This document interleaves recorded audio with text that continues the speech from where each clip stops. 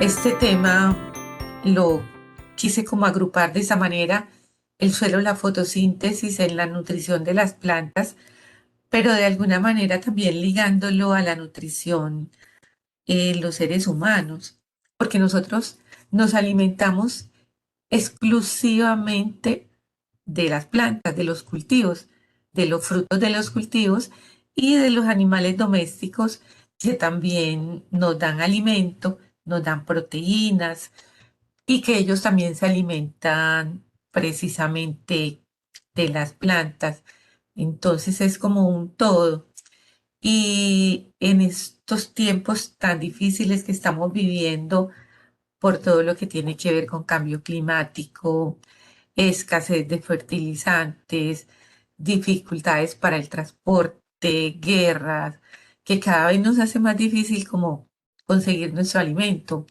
Cada país cuidándose para, primero, pues obviamente suplir las necesidades de alimento de su población y que, por ejemplo, el caso de los países productores de banano y plátano, que es el cuarto alimento, el plátano, el cuarto alimento más importante en el mundo, ya está quedando complicado pues acceder a ellos, porque hay países que por su misma condición geográfica y obviamente también eh, de lo que tiene que ver como con las estaciones, no lo logran pues como producir.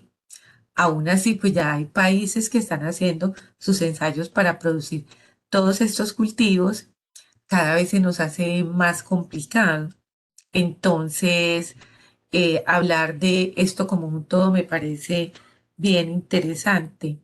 Como les comentaba, pues nosotros nos alimentamos exclusivamente de las plantas y ya pues como en un segundo término con estos animales domésticos que comemos y necesitamos dentro de nuestra cadena alimenticia más 18 elementos que lo debemos tomar de la alimentación. Habrá algunos que lo podemos consumir sintetizados, pero no va a funcionar igual de que cuando los tomamos con los alimentos. Entonces, cada vez también se nos va volviendo paradigmas por romper, que no solamente la alimentación, eh, es decir, bueno, yo me alimento bien, me alimento regular, sino también qué es lo que tiene ese alimento, no solamente en productividad los cultivos, sino en esa calidad y cantidad de nutrientes que tienen para nosotros también producir todos esos compuestos orgánicos para estar saludables. En la Tierra, más o menos, estamos hablando de que podíamos tener una cantidad impresionante de nutrientes y que obviamente todos los de la tabla periódica los han, pero que son esenciales, más de 18 elementos que nos aportan los cultivos, que los toman, pero que hay algunos, siempre hablamos de 13, de 3 que los tomamos directamente del suelo, que nos lo venden en 50 kilos, que son, por ejemplo, el carbono, el hidrógeno y el oxígeno, pero que estos cada vez se han ido agotando. Yo recuerdo que elementos como el níquel ya son considerados elementos o están en línea para considerarlos elementos esenciales. Se habla mucho del silicio, selenio, que son elementos, hasta eh, el litio, elementos que tienen que ver con la salud mental. Entonces, y que de pronto se han ido agotando y que llegará el momento que nos va a tocar también aplicarlo al suelo para que puedan estar disponibles para nuestra alimentación. Todos estos elementos, como les digo, pues se han ido agotando y los necesitamos para cada vez estar más saludables. Y dentro de todo ese soporte, pues tenemos el suelo en la producción de cultivos porque es tan importante, porque el suelo es que en el suelo están todos estos nutrientes y que si nosotros estuviéramos en capacidad de, de que únicamente los tomaran del suelo, pues no tendríamos que aplicarlos en bultos de 50 kilos. Como se fueron agotando, pues tenemos de alguna manera que reponerlos. Y cultivos como las musáceas, con toda la extracción de por lo menos, póngale 2 kilogramos de nutrientes, tendríamos que estar aplicando por hectárea a año. Entonces, no, 2 kilogramos no, un poco más. Ahorita lo miramos con exactitud.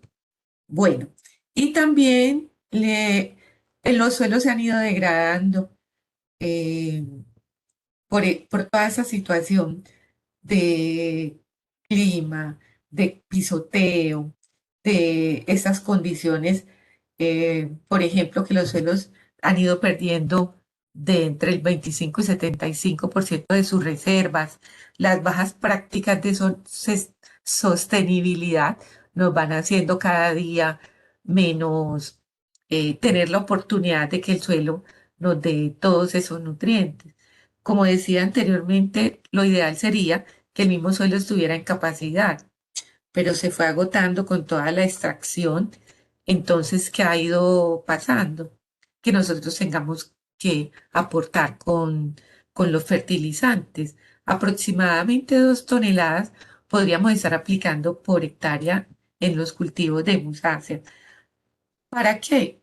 Para que sean más productivos y para que aporten todos los nutrientes que nosotros requerimos.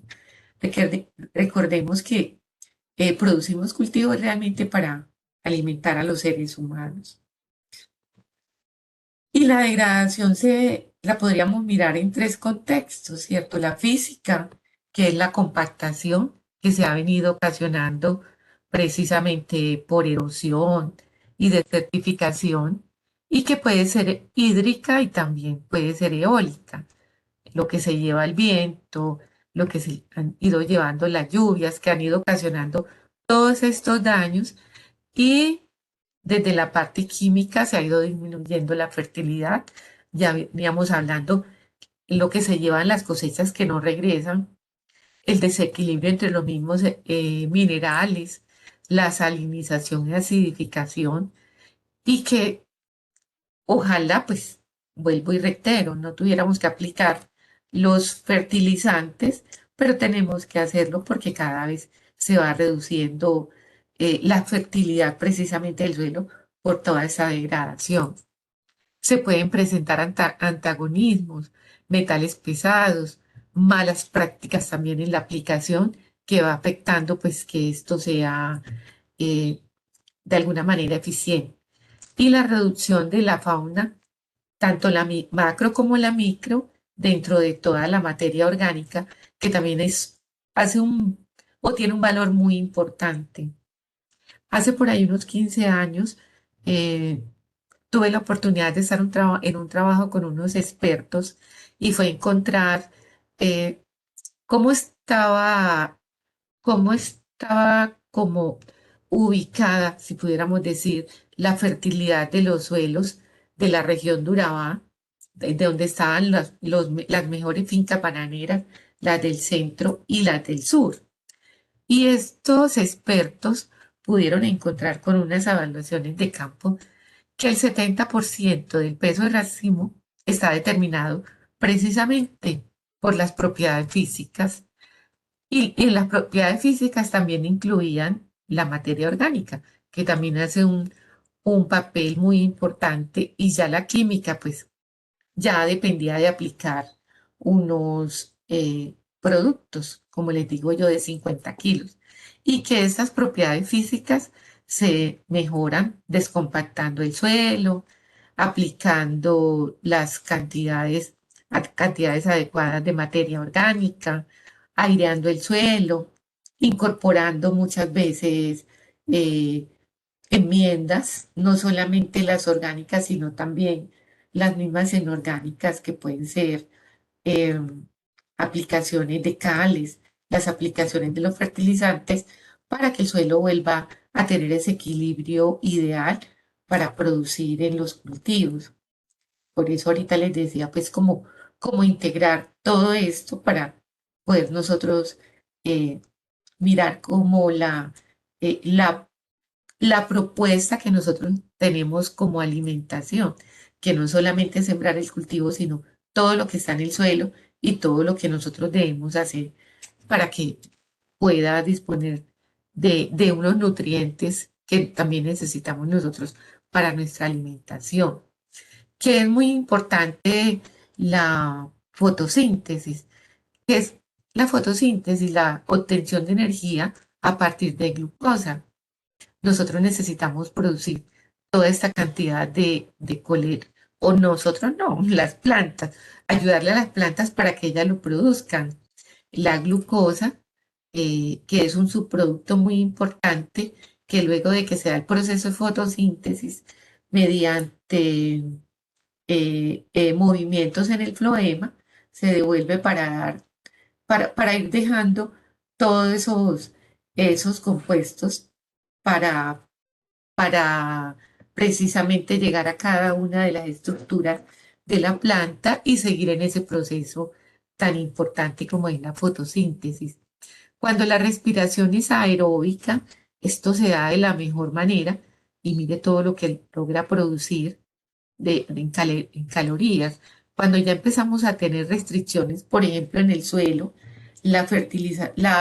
perdón, la fermentación se va volviendo eh, como en la fermentación, en la producción de alcoholes y toda esa cantidad de glucosa se va disminuyendo.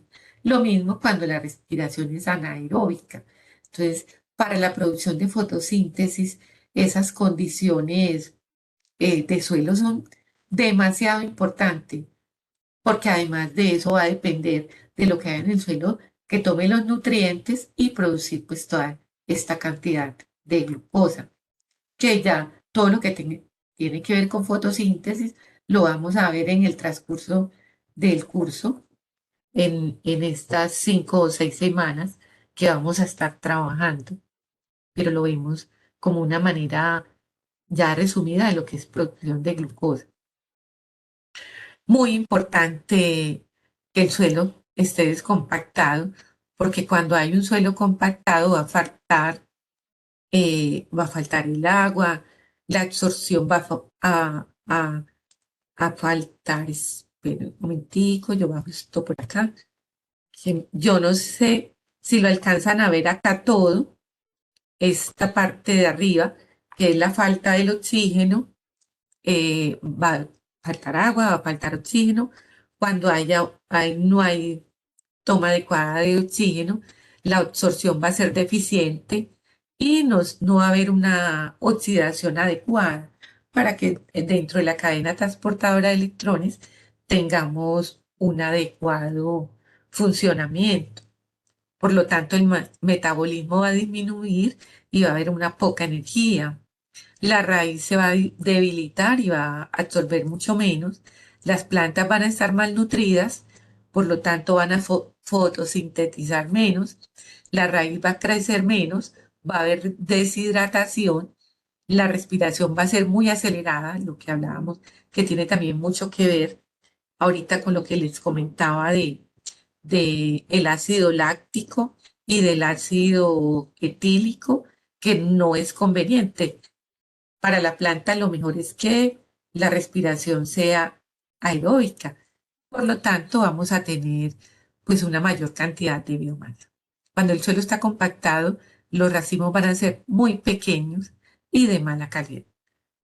Allí vamos como agrupando todo esto, lo que les comentaba al principio, y por qué se llamaba así la presentación. Entonces, muy, importante cada uno. Muy importante también incrementar todas esas propiedades biológicas del suelo que se han ido perdiendo por muchas razones. eh, Cada vez el manejo de los cultivos por el agua o por la falta del agua ha ido perdiendo estos microorganismos que son la vida del suelo y que se habla, hay un documento de la FAO que habla que se puede haber estado perdiendo más del 50% de toda esa biología del suelo. Y realmente, pues, los que estamos trabajando pues en cultivo nos damos cuenta porque cada vez es menos esa actividad de hongos micorrízicos, todos esos microorganismos que ayudaban también al suelo.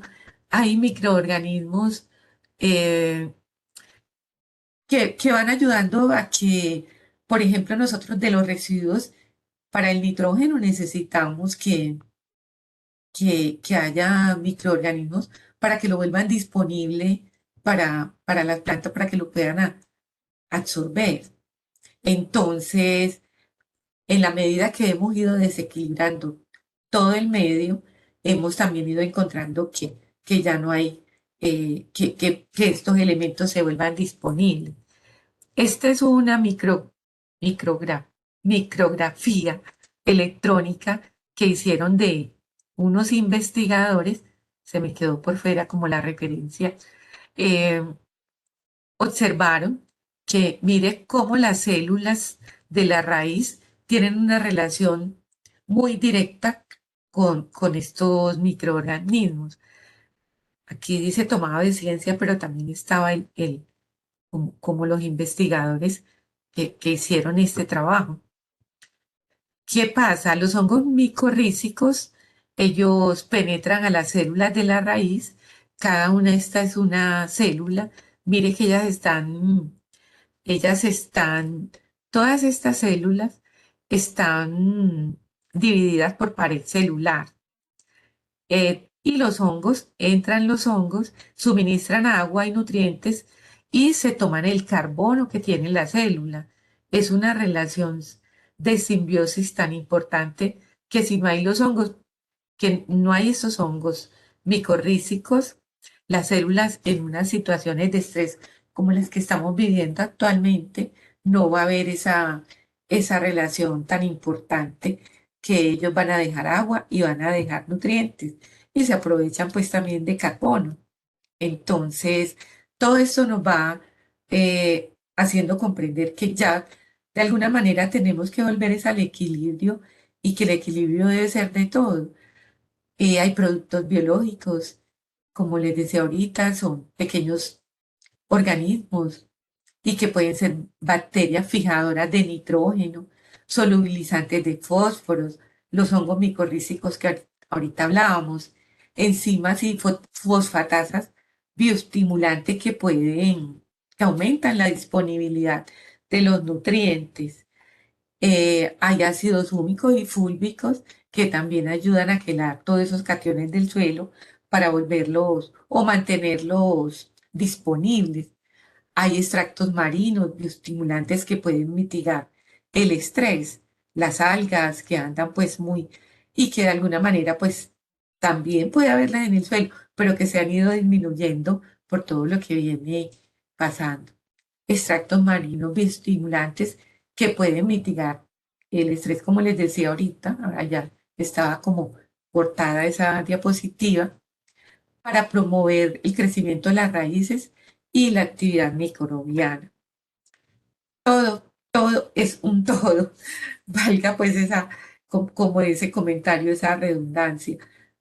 Cada uno por sí solo no va a ser ese incremento importante en ese rendimiento y que va a estar supeditado a que todo esto se esté manejando de una manera adecuada, estemos permitiendo que la materia orgánica, el suelo, la aireación, disminuir la compactación, nos permita que tengamos más elementos en el suelo.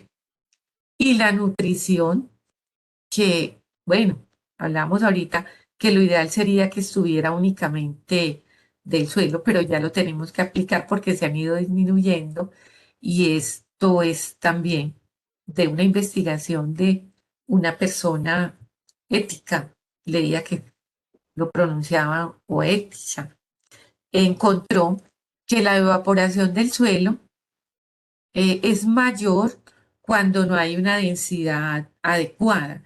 De allí que se habla también que nosotros deberíamos mantener los cultivos lo más denso posible. Si, por ejemplo, mi cultivo es un cultivo perenne, es un árbol, un arbusto, es algo eh, grande tener también las coberturas, porque la cobertura mejora la toma de carbono.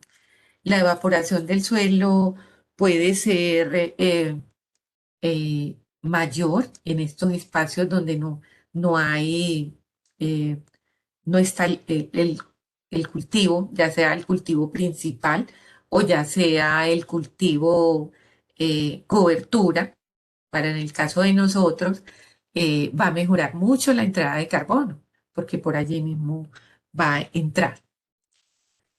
La fertilización óptima con nitrógeno, pues de alguna manera reduce el cultivo, reduce, perdón, la pérdida de agua en el cultivo. Esto hace parte pues del ensayo de la investigadora y la adecuada y balanceada nutrición va a incrementar la transpiración, mejorando el uso del agua e incrementando la biomasa.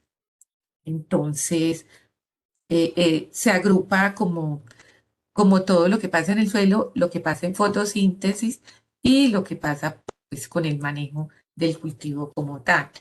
De allí la importancia de las coberturas. Miremos pues, hay cultivos de plátano y banano que ya las utilizan de manera adecuada y que sirven también para mejorar la productividad del cultivo. Este es un cultivo de plátano en la región de Urabá, de un productor y hace mucho rato trabaja con el Kutsu. Además de que también fija nitrógeno, ¿cierto? No es tan fácil manejarlo porque es un atrayente fuerte de animales como culebras, porque como no se aplica pues los agroquímicos, además de que esto es tan denso que se esconden los ratones, que en los cultivos, por ejemplo, de coco, los ratones que están acá con este ambiente propicio, pues, de adensamiento, se montan y rompen los cocos. Acá, pues, no se montan los ratones a dañar la planta, pero sí afecta a los que hacen las labores. Por eso, a veces dejan, pues, como este espacio, que lo ideal sería, y también lo hacen para fertilizar, para aplicar el nutriente, pero se podría también dejar, pero es de alguna manera para ellos poder caminar con un poco más de facilidad en el suelo. Bueno, cada vez estamos teniendo más concentración de CO2 en la atmósfera. eh, Se habla, pues, en los años 60 nosotros estábamos por debajo de 320 partes por millón. Ya ahorita estamos por encima de 400 y cada vez esto se va expandiendo más acá en nuestro planeta y se ha ido concentrando de una manera, porque mire que los cultivos también en el proceso de fotosíntesis van liberando carbono hacia la atmósfera, pero no era tan alto como lo están haciendo las industrias. Entonces, de alguna manera, algunas condiciones que nos mejoraron, diría yo, la vida o el ambiente en la vida, cómo nos fue dañando al planeta. Ya cada uno de nosotros sabe qué ha pasado y, y cómo todo eso nos ha ido ocasionando eh, el cambio climático, que cada vez nosotros tengamos menos oportunidades de que las plantas asimilen mucho mejor el carbono, aún estando tan alto en la atmósfera.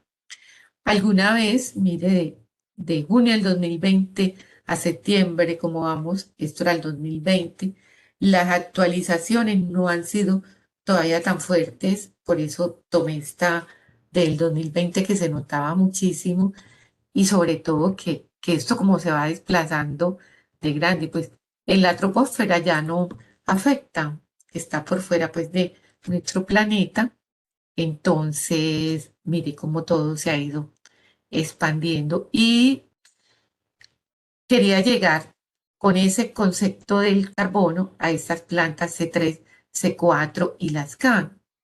Las plantas dentro de su metabolismo tienen una manera de comportarse que tiene que ver con el carbono. ¿Por qué hablaba de lo anterior? Porque Resulta de que la mayor cantidad de plantas comestibles o que nos dan alimenta son C3, pero son las plantas con menos, como más imperfectas, podríamos decir, porque producen menos tasas de crecimiento, producen menos, eh, la misma, dentro de su proceso de fotosíntesis, es más lenta, eh, no produce tanto, por ejemplo, como las plantas C4, que mire que son más pocas en la naturaleza, lo mismo las que son CAM. El proceso es porque fijan 3 carbonos, 4 carbonos, y estas CAM pues tienen una mayor amplitud. Van a necesitar menos agua en la medida que van incrementando el carbono. Las plantas C3 son bastante exigentes en el proceso de, de fotosíntesis. Hay algo que se llama fotorrespiración, porque rubisco, que es como la enzima o la proteína más grande, conjuntamente con la hemoglobina, y se vuelve deficitaria en las plantas C3 porque pierden mucha energía en fotorrespiración. O sea, como que respiran, no fija bien rubisco el carbono y se pierde mucha de esa energía en este proceso de fotorrespiración. Las temperaturas le afectan muchísimo, eh, la frecuencia estomática es menor, los estomas, pues la cantidad de estomas que hay por, por, por hoja la hace precisamente eso, mucho menos efectiva. Y la productividad por tonelada de año es baja. Mire, un cultivo de musácea puede producir, sí, hace unos años atrás, decíamos, pueden producir 60, 70 toneladas al año en cultivos muy nuevos. Y ahora encontrar más de 30 toneladas es bastante complicado, contrario a una CAN que lo puede lograr mucho eh, más. Lo vemos en la caña, lo vemos en el maíz. Y aunque tengamos cultivos, por ejemplo, hablamos de que en el maíz en América Latina no es tan eficiente, y nosotros no pasamos, por ejemplo, en Colombia, el maíz de 7 a 10 toneladas si no le hacemos lo que se requiere, todo lo que necesita el cultivo para ser mucho más eficiente. Unas tecnologías aportándole más nutrientes, mejorando las propiedades del suelo, contrario a las musáceas, pero precisamente por la fijación del carbono. En alguna oportunidad con un experto, pues fisiólogo, revisábamos, decíamos, no, pues ahora eso se fue 15 años. Ahora que con el cambio climático, como se está incrementando el carbono en la atmósfera, pues las plantas C3 se podrían comportar como C4 o como una K. Y eso no está pasando, porque igual sigue deficitario otras condiciones, como el agua, el manejo agronómico versus suelos, materia orgánica, que todo eso hace parte de lo que viene pasando. Por eso, pues, quería como que miráramos anteriormente esta diapositiva.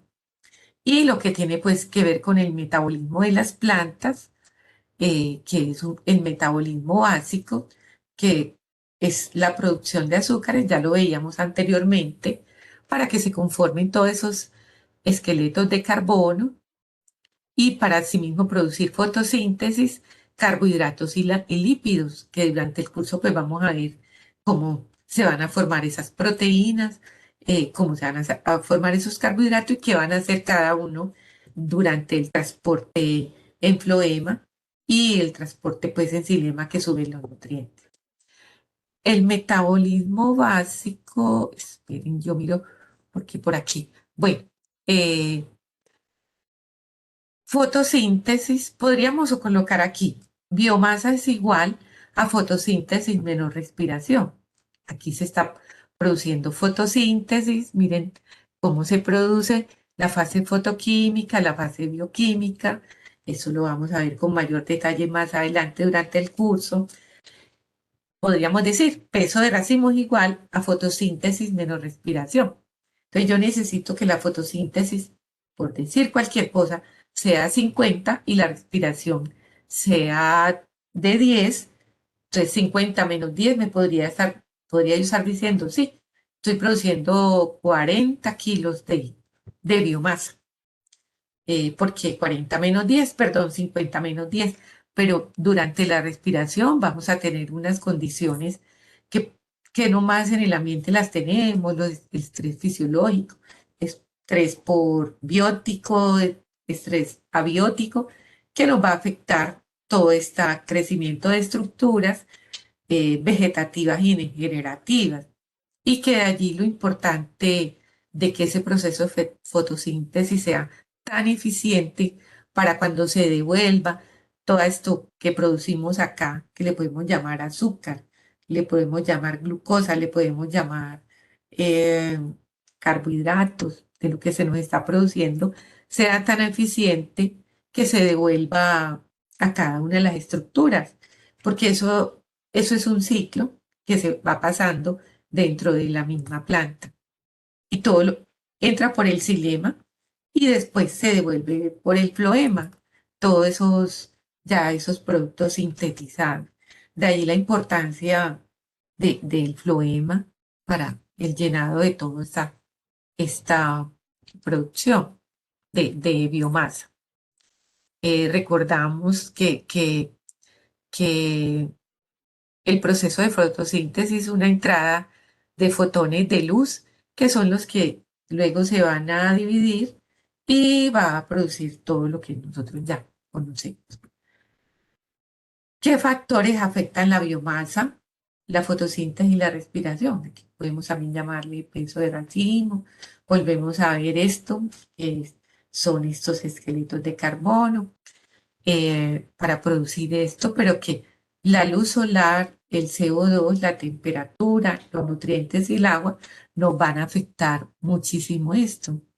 La respiración se da en la mitocondria, en, en una, en esos, en la célula, en esos, ¿cómo se llaman? Cada uno de esos estructuras o cada una de esas eh, eh, se me acaba de ir la palabra precisa, son como organelos. Exactamente son los organelos que en el caso, por ejemplo, de la célula de los humanos y la célula de las plantas, nos diferenciamos por varias cositas. La pared celular y que la planta tiene cloroplastos y la planta también tiene vacuola. Los de nosotros, el de los seres humanos, no tiene cloroplastos, pero sí tenemos este que se llama la mitocondria, que nos permite la respiración. En los cloroplastos se produce pues el proceso de fotosíntesis, pero que sí es afectado por la luz solar. Sí, cuando la luz solar no es lo suficientemente intensa, ¿qué va a pasar? Que no vamos a tener condiciones adecuadas para, para la producción de CO2 que va a entrar este fotón en el fotón de luz. Y si la temperatura es demasiado alta, también nos va a afectar. Si la planta no está tomando nutrientes vía cinemática, también nos va a afectar. Y el agua para que no haya un buen proceso de fotosíntesis. Vamos a minimizar esto. Y que las raíces, si no están recibiendo un mensaje adecuado, en vez de producir sus compuestos, va a subir los nutrientes, va a subir los nutrientes, va a subir el agua, va a recibir eso una señal equívoca y en vez de producir todo lo que luego se va a transportar mediante floema después de la fotosíntesis, lo que va a empezar es a producir etileno, a recibir una señal, como les digo, equívoca y se va a disminuir la productividad y a veces hasta la planta ya va a producir un racimo maduro porque recibió una mala señal, como que si se le hubiera eliminado hojas. Entonces es un todo. Aquí vemos cómo se produce toda esa energía, la luz se divide en el proceso de Calvin, entra por acá, esto acá le llamamos el fotosistema 2, el fotosistema 1 está, que está equilibrado entre eh, los fotones o la luz más bien en P680, perdón, y P700, que son como esos aceptores para que se genere todo ese proceso de fotosíntesis hasta llegar acá a producir NADPH y ATP, que es lo que va a generar todos los procesos hasta llegar acá a el azúcar o cuando se produce demasiada sacarosa, que tampoco es conveniente porque quiere decir que la energía se está convirtiendo en un azúcar que antes, por el contrario, puede hacer las plantas más susceptibles a las enfermedades. También tiene que ver con algo que se llaman los azúcares reductores y bueno, algunas cosas mucho más complejas, pero que por aquí es donde se va a producir la fotosíntesis. Hay unos filamentos por acá cercanos que son los que producen, todo esto va a producir clorofila. Cuando se sale hacia por acá, empieza a producir carotenos, empieza a producir vitaminas que también ayudan a que la planta tenga oportunidad también de defenderse, pero no es tanto como acá. Estos son moléculas de clorofila que no todas se excitan, por decir así, cuando se da el proceso de fotosíntesis, sino uno y le va pasando la energía a todos. Y aquí pues se va moviendo esto que les estaba comentando antes el proceso de fotosíntesis me parece, y todo lo que tiene que ver con célula, una fantasía. Y los que lo estudiaron, lo investigaron, yo particularmente siempre me pregunto, no me cuestiono porque imposible para mí pues cuestionar la ciencia, pues cada día va evolucionando, se va conociendo más, pero es una fantasía. Y porque así es que funciona realmente. Bueno, este es la rubisco, que es la enzima que les comentaba antes, donde se produce eh, para las plantas C3, plantas C4, toda esa producción de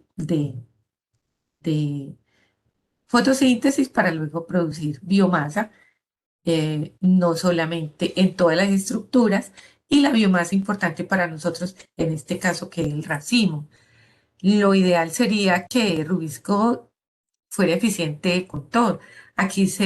Acá en ella y en las clorofilas, en estos pigmentos de clorofila, se concentra la mayor cantidad de nitrógeno y magnesio, que son los elementos más importantes para ella. Si la planta no toma estos nutrientes, también va a ser muy deficitaria la fotosíntesis y por ende también el peso de racimo del cultivo, pues nuestro bananos y plátanos. Un papel demasiado importante en todos estos procesos. El azufre también es muy importante acá. Bueno, todos los elementos son importantes. Cobre también llega acá, llega hierro, que produce muchas proteínas para que el proceso sea altamente eficiente, pero mucho más eficiente en las plantas que fijan 4 carbonos y más como las CAM, menos eficiente en la Rubisco. Por ahí leía un documento donde ya hay unos investigadores trabajando con moléculas que van a ayudar a que la fotosíntesis sea mucho mayor. Lo que les comentaba ahorita, eso es una fantasía y cada vez se van encontrando porque hay investigadores por el mundo que se dedican a hacer más eficiente todos estos procesos en las plantas, que de pronto no lo veamos tan rápido, pero que ya me imagino que lo logrará mediante la genética, el mejoramiento genético y todo esto, que también es bastante cuestionado actualmente.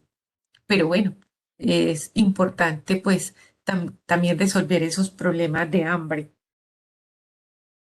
Bueno, ¿cómo logramos pues nosotros todos esos racimos de exportación? Este documento es de una investigadora, Amparo Medina, que yo le saco pues también mucho jugo y que es bien, que necesitamos nosotros para tener unos buenos racimos de exportación o toda esa producción de biomasa.